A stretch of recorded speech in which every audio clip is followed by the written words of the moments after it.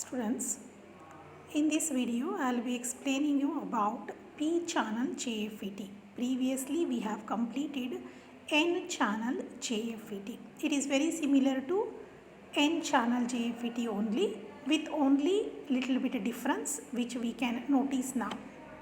See, this is your P-channel JFET. Construction I am going to explain here. P-channel JFET will be having P-channel, P-type semiconductor bar as a channel. This is P-type bar. You are using this one as a channel. At the opposite ends of this P-channel, there are two terminals connected, that is drain and source. On the other opposite ends of this P-channel or P-type bar, N-type semiconductor materials are doped. These two N-type semiconductor materials are heavily doped, and these two are internally connected here. You can see this dotted line. These two are internally connected to get a common terminal, that is gate. Now our P-channel JFET will be having three terminals: drain, source and gate. This is going to be a symbol. These two N-type regions at the sides of this P-type bar are going to form PN junctions here. You can see PN junction, one PN junction here, another PN junction here. You should remember this. These two N-type regions are going to form PN junctions at the sides of the bar, which is going to help you to understand the working of this P-channel JFET. Hope you have understood the construction. Very simple. P-type bar will be used as a channel. At the opposite ends you have two terminals, and the other opposite ends two N-type regions heavily doped are connected together internally to get a common terminal gate here. This is the construction of P-channel JFET. Now coming for the working of this P-type channel. So working means first we should go for biasing of FET. Biasing of FET means connecting these external supplies across the terminals of FET. Terminals of FET are drain, source and gate.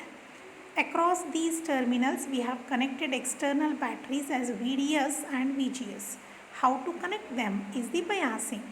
Always source should be forward biased with respect to drain. Source should be forward biased with respect to drain. Therefore source, which is of type P, P-type channel is there, source is connected to that.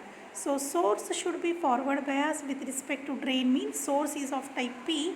Therefore positive terminal of a battery is connected here. So this is going to make the source forward biased with respect to drain. Similarly, gate should be reverse biased with respect to source. Gate is of type N. It should be reverse biased. Therefore, here is a positive terminal.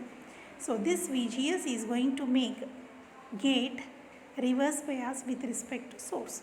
This is called biasing of FET. What we have done here, source is made forward bias with respect to drain and gate is made reverse bias with respect to source.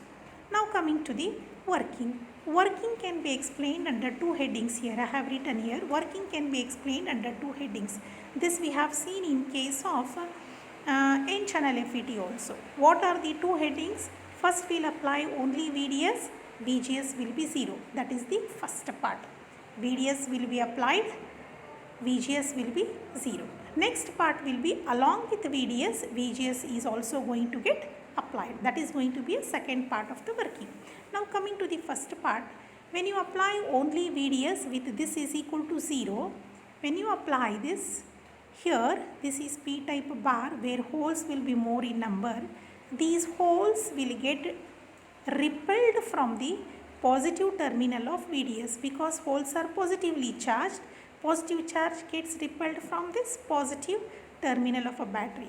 They get repelled and they are forced to move towards the drain. So holes are moving from source to drain, and at the drain holes are going to get attracted by the negative terminal of a drain here, VDS, negative terminal of VDS here. So the holes, they are moving from drain to source. So the current due to holes is now moving from source to drain, or you can take it from drain to source. This current we call it as a drain current ID. Now ID is flowing here because VDS is applied. Now if you increase VDS, ID which is flowing here, that also increases. But at one particular point of VDS, this ID becomes constant. The value of VDS at which ID becomes constant is called pinch off voltage VP. What happened here? When only VDS is applied, without this, holes are going to get repelled from VDS.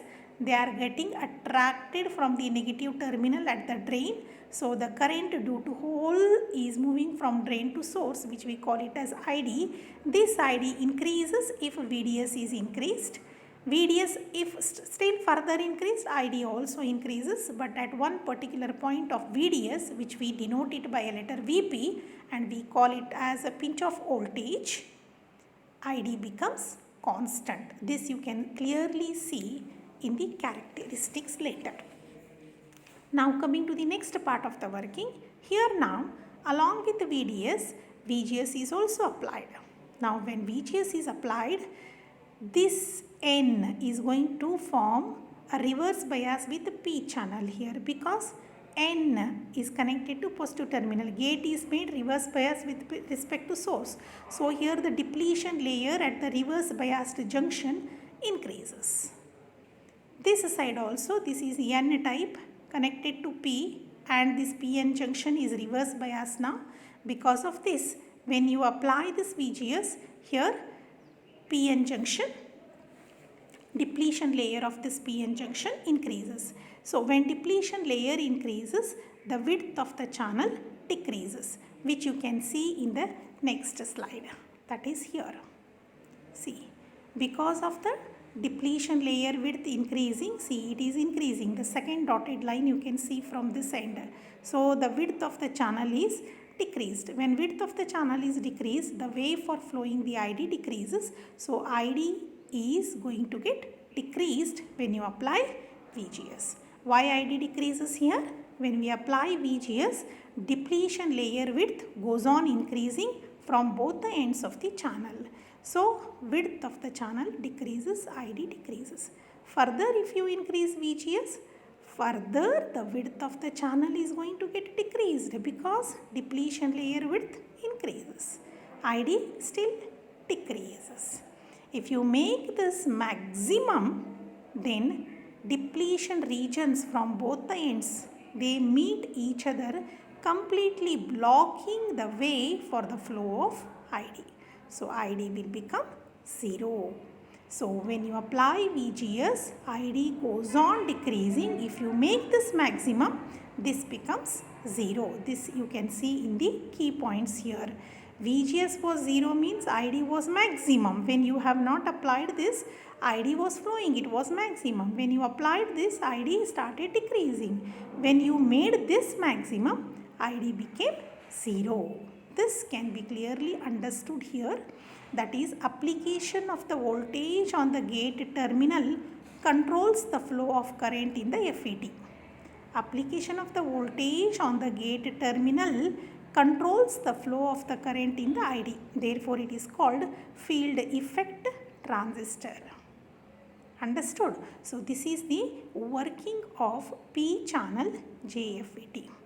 In the next video, we will be going for the characteristics of this P channel JFET. Thank you.